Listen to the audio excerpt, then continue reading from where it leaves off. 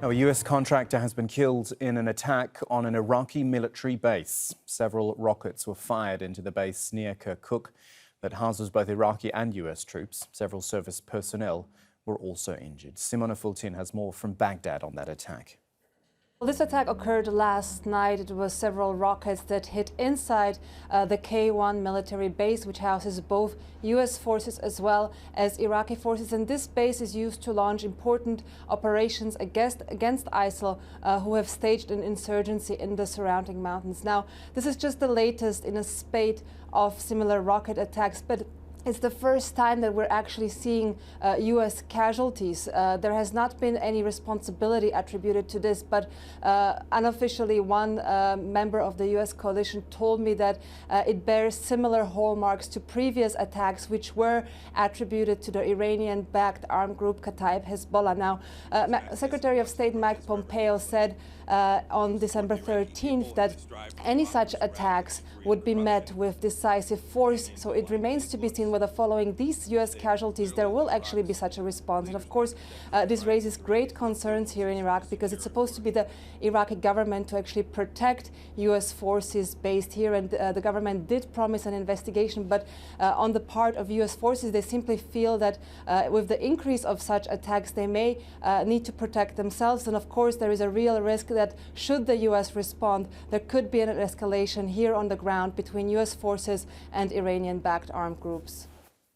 Roger Shanahan's with us now on Skype from Sydney. He is a research fellow at the Lowy Institute for International Policy. Roger, just to build on what Simona was saying, and without stating the obvious, this does escalate things, isn't it? Rocket attacks, sustained rocket attacks are one thing, but when a US contractor loses their life, it ups the stakes.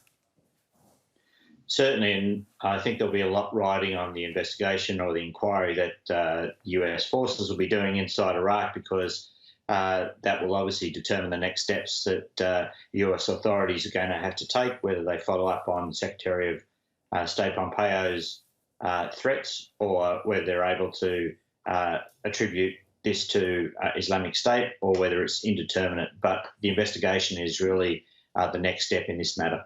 Regardless of who's behind it, is it or are they capitalising on a moment of weakness? Because the protests have really taken over Iraq for the last few months. The political situation's no better either. The country, after so many years of being vulnerable, seems even more vulnerable. Well, again, we're going to have to determine who launched this rocket attack.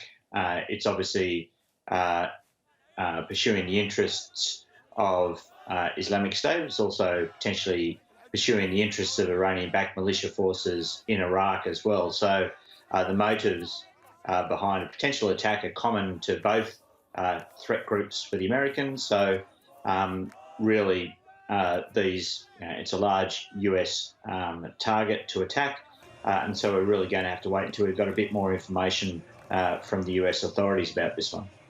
But still, just to build on this point about, and I guess this is more widely talking about Iraq, the weakness in the country at the moment. Can you see any obvious way out, or something which will strengthen the government, which will strengthen the people's belief in their leaders? Well, as you point out, a well-functioning government with full control over security within the country would make these kind of attacks, if not impossible, then very difficult to undertake. And we've seen a ratcheting up in the number of attacks directed against US targets in particular from Iranian-backed militia groups in Iran.